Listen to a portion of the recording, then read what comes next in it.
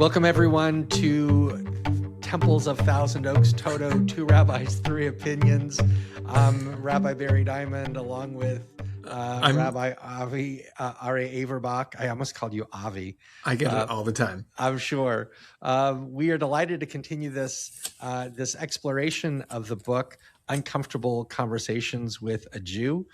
We know that many of you are listening to this in concert with our book groups that some of you may be doing in our congregation, but even if you're not, hopefully there's something important, meaningful, and edifying. This week, we are looking at chapters 8 through 10 of Uncomfortable Conversations with a Jew. And we are talking about stereotypes. At least largely, I think this section is about stereotypes, which is where we're lumping people into categories in order to make sense of the world. And that stereotypes in and of themselves are just a natural part of humanity. We have to make sense of the world. There's too much information to take in at one time, so we just make generalizations. It's when those generalizations end up being overgeneralizations, and when we add some negative moral meaning to those stereotypes, that it becomes a real problem. So that's what we're looking at in this section of the book. Yeah, I didn't know how few stereotypes I knew until I started reading this one, when the co-author Emmanuel Acho starts by saying the same thing, at least at first, that you said, which is stereotypes don't come out of nowhere. Stereotypes are based in some sprinkle of truth somewhere in there. And he goes, for example, all Nigerians are doctors. I was like, I didn't know that stereotype of Nigerian people. And then he used that as a point to then say, and all Jews are cheap. And I was like, well, I don't like There's a tad of truth for some, not all. Which, like, I think that he, what does it mean then for a Nigerian man to not be a doctor? He talks about a little bit, and to become a professional football player, in the same way that because the stereotype of Jews being cheap is out there, which I think is like so outrageous and so ridiculous, and we could talk about that for a long time. Like when I am out there as a Jew in the world, right? I'm wearing a kippah and I go to a coffee shop or something, and like over tip. If they see that I'm Jewish, they think that I'm Jewish. I'm gonna be the one that changes the whole global stereotype by giving an extra $1.50 on this cup of coffee. But it shows how stereotypes affect what we do. Either we're trying to be more pro-social, we're trying to be more good in the world, or we're saying, heck with it, we're going to do whatever we want to do. And there is a whole idea of the good Jew and the bad Jew as that fits in with these stereotypes, so we can talk a little bit more about. But I'll be honest, even though this section, again, there's this very schmoozy quality about the book, but there are things that I liked about this section. And one of the things I like is actually something that you've talked about before, which is Emmanuel Acho is being very open and honest with areas of, whether they're vulnerability or whether they are just openness about the beliefs that he has, the stereotypes that he has. I think that is helpful in discussions when people can actually be open about them and be open to hearing more complex understandings of what's going on, the source of some of these stereotypes or how they affect people. So I appreciate it. Again, I give great credit to Acho for opening himself. And I wonder what would be the stereotypes that I have about other communities as well. So I think that hopefully allows us to come from some humility. And I wouldn't say those from the Bima on a Shabbat or on even high holidays where we have a huge crowd here. And he's saying them in print, in a book, putting it out there into the world, saying, here's my vulnerability, here's my shortcomings, here's how I generalize the world. So, like, yeah. But I'm not sure that he is thinking that they are shortcomings at first, and maybe even not at the end. I Well, think that that's by laying those out, it's just opening a dialogue, not necessarily to evaluate them, but to explore them. And I think that is a beautiful thing to do, to kind of dial down the judgment and to dial up the curiosity. I think that that helps for these dialogues to happen. Um, yeah. and in some ways, I think that stereotypes allow the world to tolerate Jews who have no choice over their lives, and to demonize Jews once they have. Because I think that stereotypes about Jews often deal with Jewish power. And I think this is probably true for lots of minorities, that stereotypes deal with the power of other peoples, but certainly for us, that when Jews are experienced as having a great deal of power, that's something that has to be penned in some way. So Jews are both, in some ways, stereotypes are used to show that Jews don't have power and that are not either savory or worthwhile to have in the community. And when they do have power, then Jews are thought to be dangerous in some way. Um, so I think that when we kind of explore that idea of stereotypes as being kind of a commentary on Jewish power, um, I think it helps to not only explain it, but it will also help as we start looking at anti-Semitism in the future, because I think there's an element of Jewish power about that as well. Yeah, Um, and it goes back and forth, and sometimes overlaps in a way that makes no sense. Sometimes it's Jews are problematic because they have too much power, and sometimes it's Jews are problematic because they have no power. That we need to, they are not adding enough to society, so we have to put them in a ghetto, or they're adding too much to society, and we need to put them in a ghetto. And to think about, like, I know this isn't going to come out right now, but I'm thinking about this week's Torah portion. But one of the central stories of Judaism is slavery in Egypt, and like Pharaoh says, these people are going to become too powerful. Not that they have power. I'm just worried that this group, this other, might at some point become powerful, and so we need to um, enslave them now. And it's kind of, since then, it's been ups and downs of, are we allowed to be human beings in society, or are we chattel living in, I don't know, in some ghetto or something? Well, and I think that you're right, and I think that stereotypes can turn people into symbols, and I think that that's part of what happens, is that the kind of the stereotypes themselves, before we turn to anti-Semitism, turns Jews into symbols. So it's a way to dehumanize at one level, and certainly uh, to get a handle on and some control over um, Jews. Again, I'm not sure that all of this is only limited to Jews, but since we're Jewish, we're talking about it in relationship to us. So I think that that's appropriate. So even from the places where,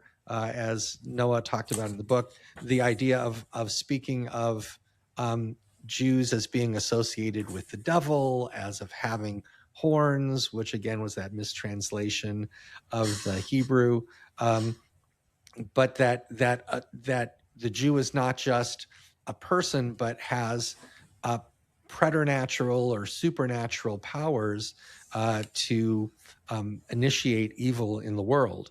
Sure, Satan incarnate is through the Jew. And from the time of Jesus, where the bad guy in the story is Judas, who just is the symbol of Judaism and the symbol of greed and money, and so it's back there.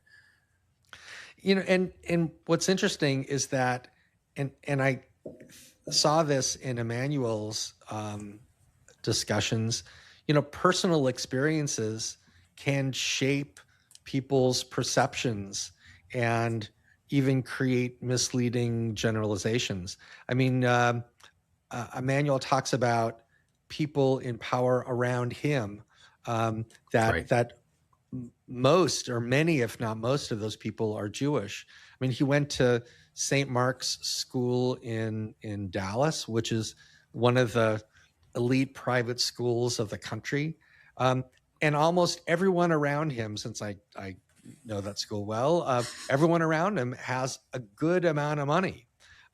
So if there are Jews around him, then certainly his perception is going to be that all Jews have money, and sometimes exceptional amounts of money, because of that experience that he had growing up. Sure. Um, And if he has two Jewish friends there or acquaintances there, and even if I don't know that school, but even if most of the people aren't Jewish, but there's Howie Shapiro and Michael Stein, who are two of his friends, he goes, "Oh, Jews have money." I don't, is it a Jewish school? it's St. not a Jewish Mark's. school, Okay, I not was at saying St. all. Mark's doesn't sound Jewish. Yeah, it's St. Which around Moshe's. around here, the non-Jewish schools have a good amount of Jews. Yeah, exactly. And again, those are going to be some of the more affluent Jews. If you went to a public school, he may find the same ratio of Jews, but they're simply not going to be in that same category, financial category. Right, but he goes on to say almost everybody who's ever hired him or fired him was Jewish. and and yeah, and I think that's something powerful where, again, I understand his perspective that in the industry in which he is in, and there are certain industries where Jews are very well represented, and you may say overrepresented, and that one of those is in entertainment, and sports is an extension of entertainment. And there are a number of other industries as well, um, and and that creates tension. I mean, it creates tension between the owners of any kind of company and the talent or the people working for them. Just ask your communist neighbor if there's any tension between the owners and the workers. So one of the things that I think is important to ask is, I think that's just a natural tension that often exists. Not always. I think there are places where there are some exceptions, but it often exists. So the question of why is it that Jews have so much power in those industries in which he finds himself? And one of the answers, because we were kicked out of other industries. That the things that we were allowed to do in Europe, it wasn't cobbling shoes, and it wasn't owning land. And there were a number of many other industries where we were just not allowed to be, and we're not allowed to function in. So the things we were allowed to do is to be peddlers and to use our ability to lend money to non-Jews as the things that allowed us to make a living. Certainly, the law is one area where Jews have a lot of experience. Judaism itself is a law-based community, and that people who are able to think about things legally and have those types of discussions and debates do well in society. So that translated into Hollywood, and into banking and into other elements like that. Right. I'm at the beginning of a book my wife gave me. I'm only 300 something pages in, but it's a 1,000-page book, called Pillars of the Earth. Have you read this? By Ken Follett. And it's about building a cathedral 900 years ago. And for Yes. me, whatever. But what's interesting is this is the time of some of our sages. This is a time of maybe Rashi or Rambam is when this book takes place and what life was like. And I asked my wife if there's any Jews in the book. She goes, "There's one, and he's a moneylender." I was like, that's interesting, maybe problematic. And and maybe that's the only people who were allowed into that world were the Jews, because Christians couldn't loan to other Christians with interest, which means that banks couldn't survive. So if a Jew is doing that, that's a Christian is owning the Jew who's to run the bank. But thinking not all Jews could have done that. You need a community. We lived in a society as Jews. You need 9 other Jews to daven, to pray, which means that you need people who are there. And if you're all moneylenders, then you have no society. You need somebody who's a butcher and somebody who's making wine and somebody who's making candles and whatever else a society needs back then. Yeah, Um, and that gave Jews a certain amount of power and influence. And when we had power and influence, it was often held against us over the years. So, but even the people who came to Hollywood, one of the things that the founders of some of the studios, for instance, they were good at sales. I mean, they were used to being peddlers. They were in the fur industry and other it, things like that. That was one of the skills that we brought right. over. They Um, weren't allowed to be in the law firms. They weren't allowed to be in the prestigious money making places. And for fun, they would have like little vaudeville. They'd have nights of theater where they would turn the shul into a theater and do. They already had all the equipment used for synagogue. They would then on other nights do little plays, and then that there's a whole development of it. Right, The the question is, Purim spiels in some way was part of the ideology then, and then it worked into vaudeville, which is a little more lower class. And then when movies started, they tried to get into movies back east, and they couldn't, so they came out west, and they started their own and, companies. and they all changed their names to not sound so Jewish, and they divorced their Jewish wives and married non-Jewish women, and some of them even changed their birthdays to be July 4th, so they could be more American, and they still were rejected. I mean, did you see there was a movie that won the Oscar in like 47 or so, which is Gentleman's Agreement, Sure. and it became a movie because the filmmaker was rejected from the country club because people thought he was Jewish, and he wasn't. And he went, oh, I finally am understanding. And so he made a movie about somebody who isn't Jewish but now is pretending to be, and finally seeing what it's like to live as a Jew. It would be interesting to rewatch or remake that movie now to see what it's like to be on college campus wearing a Jewish star, to see what it's like applying for jobs For with the sure. name Moishe Finkelstein. I don't know. And right, because even in there, they bring up this skit in the book. It's an amazing sketch from Inside Amy Schumer. If you haven't seen it, if you're listening and you haven't seen it, it's probably on the YouTube or somewhere out there, which is essentially DEI training at a company. And they all like Jews have no place in it. And they make fun of Amy for being Jewish and they call her names. And you can't say this about black people or Asian people or Hispanic people or gay people or whatever. They go on. And Jewish people, they just, humiliate her and it's okay. Right. Right. Partially because there is suspicion of Jews. So when Jews have power, they are to be suspected. And when they are weak, they are to be ignored or detested. The stereotypes when Jews are weak is that they're parasitic, they're dirty, they're backwards, they're cursed. We'll talk more about in a little bit more. Um, and and these justify excluding Jews. And when Jews gain power, then the stereotypes just flip. Because again, when you are distrustworthy, when there is no trust, then we're manipulative. That we don't just control certain industries or have a great deal of influence in industries. We control everything. You think it's Disloyalty, yeah. where do you think where do you think it comes from? I mean, it's something that I struggle with. What's where's the distrust? Is it they're looking for anybody who's different and we've always been around and we've always not fit into society? Is it something that we have historically done that they want, that whoever the they is constantly want to other us? Is it that people try? Where do you think this comes from?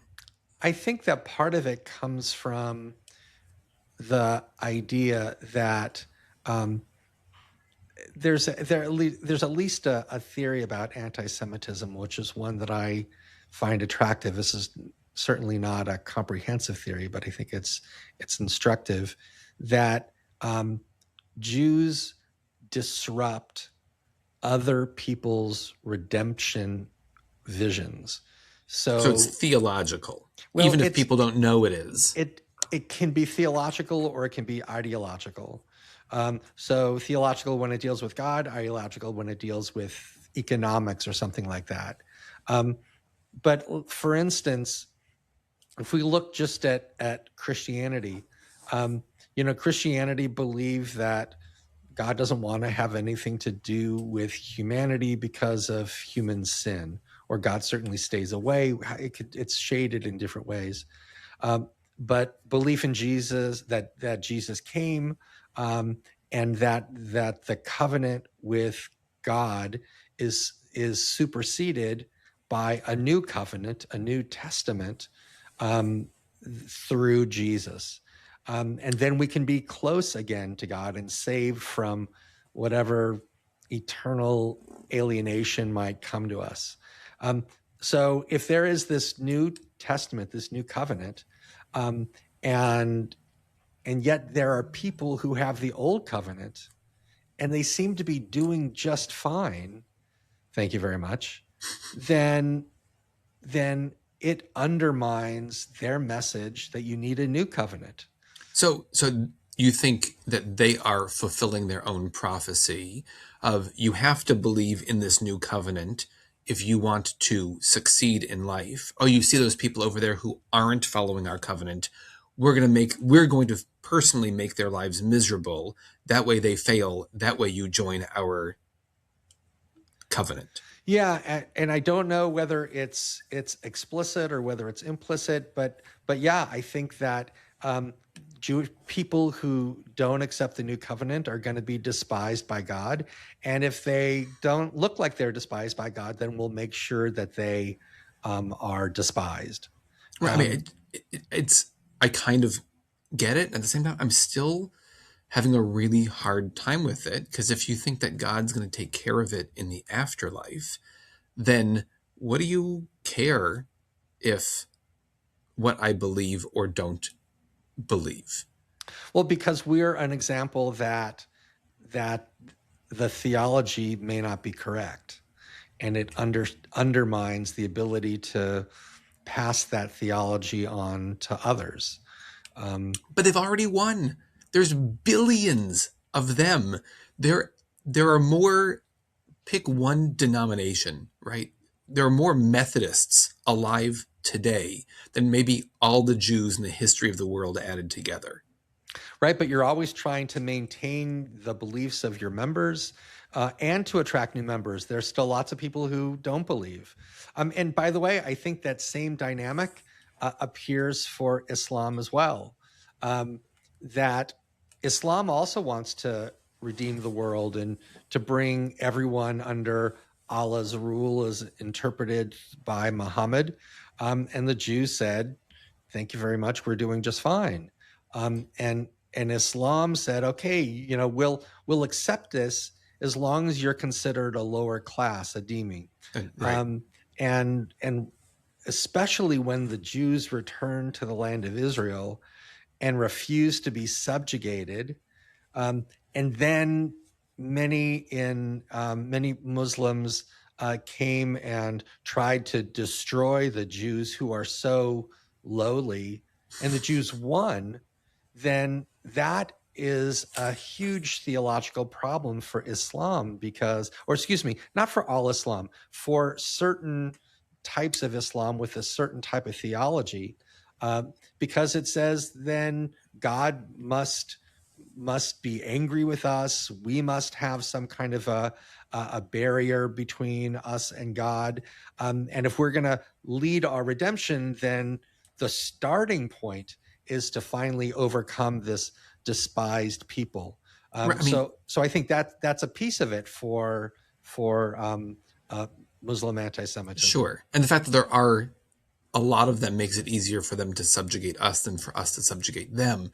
Um, but we had the same theological issue 2,000 and 2,600 years ago, is if we are the chosen people and we have a covenant with God, and God has a house on earth that we built and we are working in, and the Babylonians and then the Romans can come and upend that. We have the book of the book of Lamentations. Um, we have books of midrash on those, trying to figure out how is it possible, and then obviously Mishnah and Talmud and everything else. How is it possible that we are God's special people and we were defeated on our home turf? Yeah. And we created a theology around it, or many theologies around it, and we're still going. Yeah. As opposed to saying now all people who fall into this category are all brutish and terrible. If we were trying to spread Judaism to all the world and we had power, Sure. then we may have come up with a theology that was seeking to subjugate or exterminate others. Our theology is more, just give us our land and stay away from us, and we will be a light unto the world. But it doesn't have to be a big light. It's just going to be right here.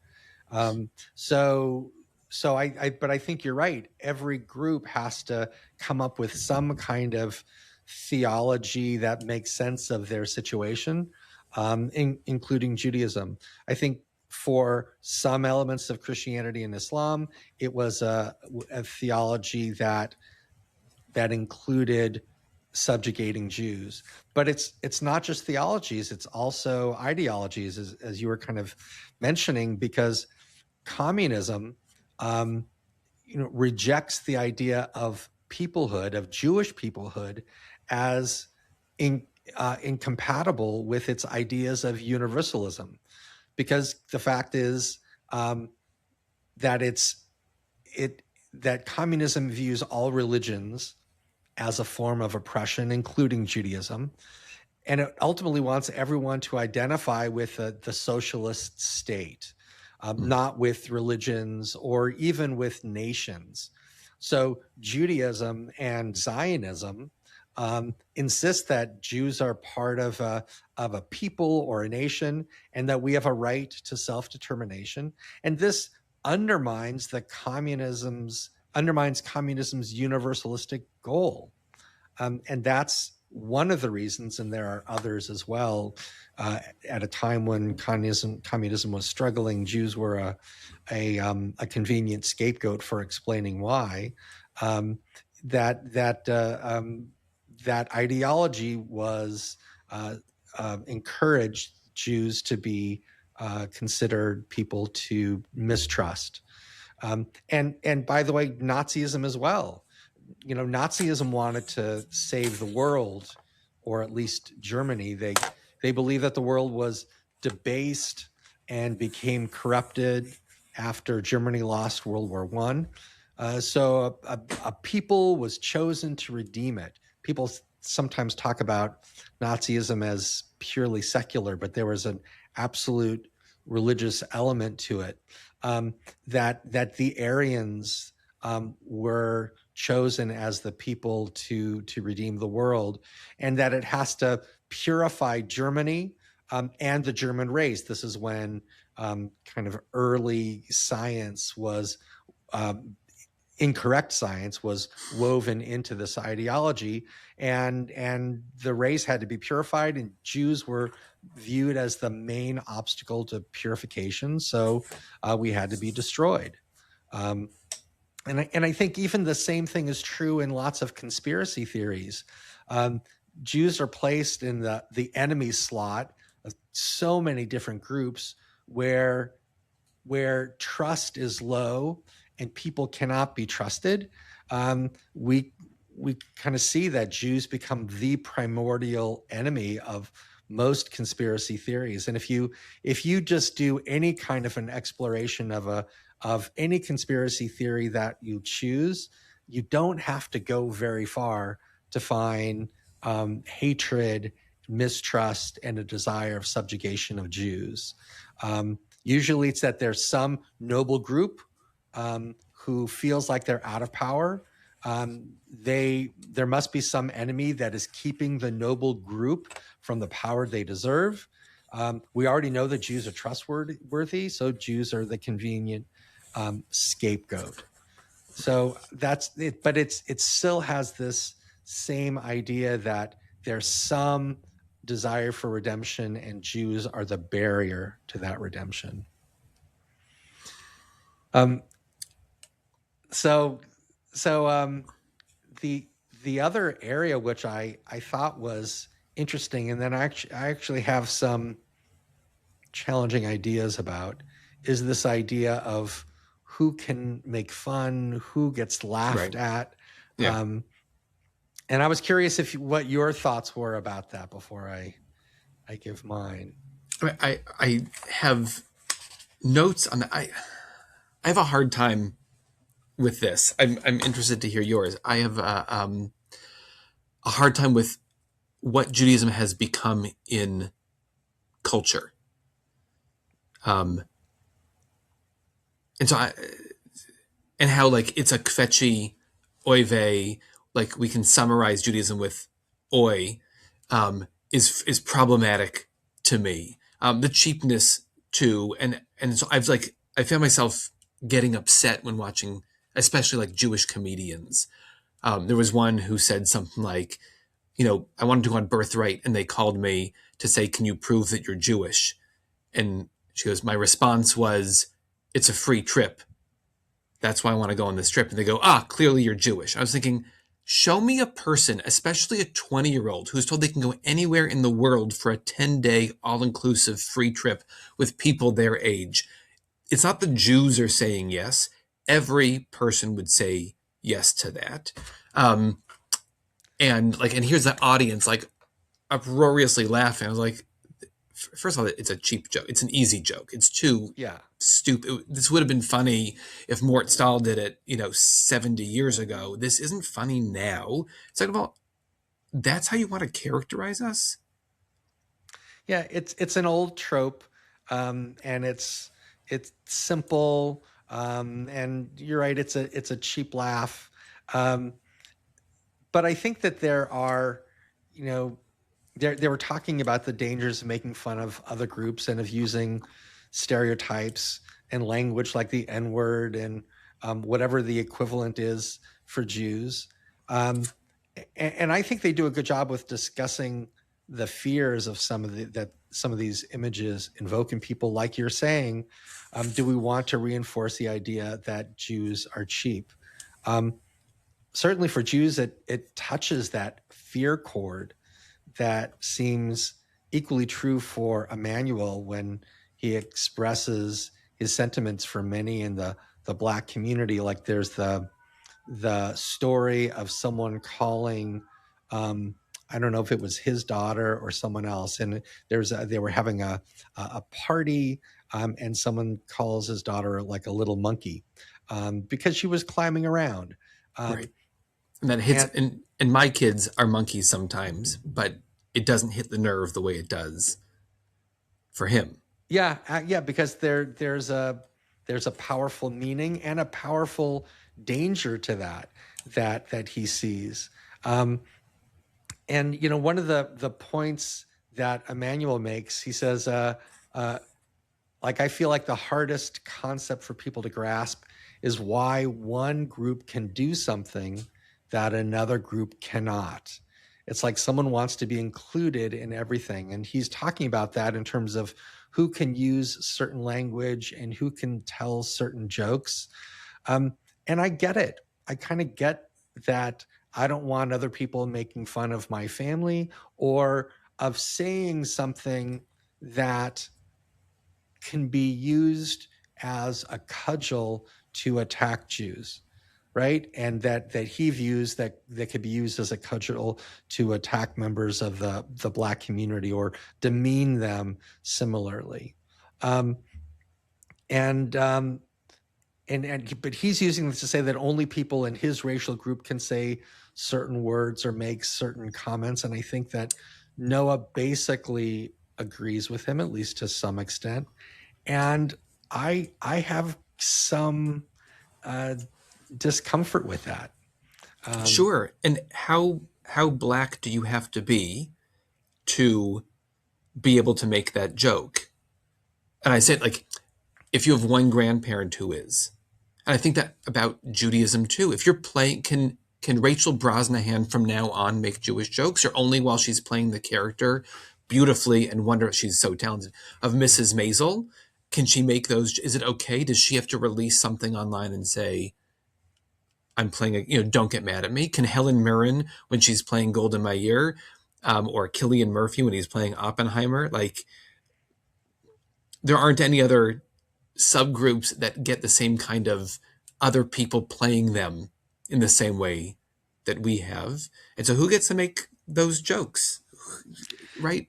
yeah, Uh, I also listen. I don't revel in the same way that you don't revel in the idea of someone making cheap Jewish jokes. I don't revel in Dave Chappelle alluding to anti-Semitic tropes yeah. either. Um, Yeah. it makes me uncomfortable. Right. I Um, mean, can you imagine a Jewish comedian getting up there and saying about black people or any other group what he said about Jewish people? And still, he's considered the greatest comedian working today. well, And it's he says it about transgender people. So like it's not just towards Jews, but that doesn't make it right, any better. right. It just means that he pokes fun at people, including people that may be in power or may not be in power. Um, and yet, I think that um, there is something that is important about allowing people to critique and even make fun of sometimes. And that doesn't mean that I like it. I just think that it's important. And I do think that there's a difference between um, using humor or using comments to stir up people to cause um, to attack others. And I know that when you are making comments like that, it opens the door for others to disparage minority groups, including Jews. Um, but I think there's a certain amount where we have to be able to tolerate that in an open society. We have to be able to tolerate things that we dislike. Um, Sure. And look, there are TV shows or movies that I like that make jokes at the expense of Judaism or Jews, but sometimes they're funny. And yep. it's not meant to be hurtful. It's creative and it's fun. I go, points for you, that's great. My worry is that some of these jokes we go, oh well, they're gonna say what they say and that's okay with us.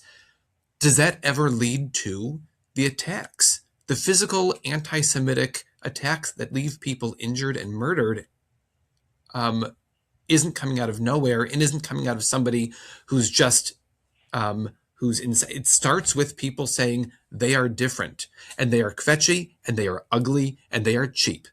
And these jokes are easy to make and everybody's making them. And at what point do you go, yeah, it's fine, let it go? Or at what point do you step in and go, you can't say that? Yeah, I'm more willing to say let people say it. That's just Right. part of the way I view democracy and openness in society. There are things that I think are not okay, like globalize the Intifada. I think is really dangerous. Or there are lots of statements that I think are problematic. I still may not make them illegal, but I think that we should say that they are not acceptable in polite society. Um, and I'm willing to make that a pretty broad a swath of comments that I would say are allowed, even the ones that I don't like. I mean, I think democracy requires tolerance and discomfort, and I think that the need to always feel safe can lead to another set of problems on the other side of that. But So right. so But that's why I'm willing to do. Yeah.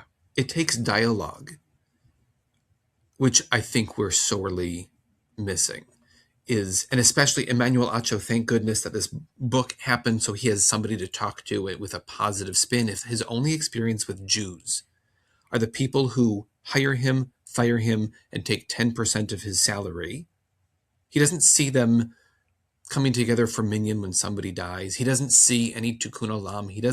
He's not understanding midrash or reading Torah. His only knowledge of Jews is the people who hire him, fire him, yell at him, take his money. He has a bad experience towards Jews, and especially when the Jews themselves, his agents, his managers, the owners, the coaches, whoever's Jewish in his life, don't know Judaism. It's really hard, right? Mm-hmm. And I think that we're seeing that right now across the country, around the world, is we are siloed, we're in echo chambers, all this kind of stuff, which has been said ad nauseum. But if you don't know people who are different than you, then it's easy to think the stereotypes are 100% true. And it's only when you have dialogue with them and have knowledge of what's going on. And so it's nice that Noah made this place for him to feel safe enough to say what he wants to say and to ask these questions. And we should all have more of this. We should all have more friends who are very different than we are, so we can have the dialogue. Otherwise, it gets I think it's dangerous, right? My acquaintances, the people in the world who I know who don't really know a lot about Judaism, all they see is what's on the news about Israel. They think that's Judaism. The Jewish state did X, Y, or Z, good or bad. I mean, like in their mind, in the media's mind, often bad. Jews, therefore. Yep. Yeah, I agree with you. And I don't think that those things should go unanswered. And I think that some of the cheap stereotypes or the inaccurate stereotypes, I think we should be trying to both explain things and to form relationships. One of the things that Emmanuel Acho said about his Jewish agent and others around him when he was considering interviewing a Palestinian was like, don't they trust that I have no ill intent? And I think that intent is important. And I think that's equally true. I think it goes both ways, and I think it's important both ways. So the answer is, yeah, I don't think that he has ill intent, and I don't think that he should be told that he shouldn't interview a Palestinian. The thing that I would encourage him to do is to become knowledgeable about the larger issue, and that if he's going to have a conversation, to have a deep and meaningful conversation where he can thoughtfully challenge ideas in order to reveal greater truths. Right. But that again comes from like a dialogue, a learning to just open yourself up and say, I'll talk to somebody, and you can be convinced pretty quickly that they are correct, that their point of view is correct. And then you talk to the other side just to make it equal. That person goes, none of that's true. That's all a lie. Now you go, well, what does that mean? Something in there has to be true. Right. And yeah, so or tell me where the lie is, help me to understand it. And then I can decide whether there's an element of truth or whether it's half a truth that may feel like a lie. I mean, there's a lot that comes out of thoughtful dialogue, and it's the people with whom we wish to dialogue, but they're not interested in dialoguing. That is one of the areas that I think is really terribly problematic. And as we've seen on college campuses and other places, right. I agree with you about the importance of having discussions and being challenged and having the relationship to challenge in return. And one of the things we're Sure. going to challenge are the stereotypes about Jews and the questions about Jewish power, in the same way that when we look at Black power in the 40s, 50s, and 60s, there's a lot that Jews had to question about Black power or the power of other communities, and that it's okay for us to see things as much more complex than we once thought about them. We're going to try and get someone to join us who can talk about the community, the Black and Jewish community as we kind of grew up in the 60s. And we may find out that the story that we heard about, that perhaps the stereotypes that we heard, that, we are Jews and we set up the NAACP and then we taught the Black community how to stand up for itself. That, we marched with Martin Luther King, and thank goodness we were there. That may also be a stereotype and may not be as accurate as we may come to learn. And that's part of our learning about ourselves and our relationships with other communities as well. Fascinating. All right. Well, it's always nice to learn with you, to challenge each other and go through this book as well, to find the jewels in it and the problematic parts as well. Thank you, Ari. Be well, and we will talk soon. Sounds good. Bye-bye.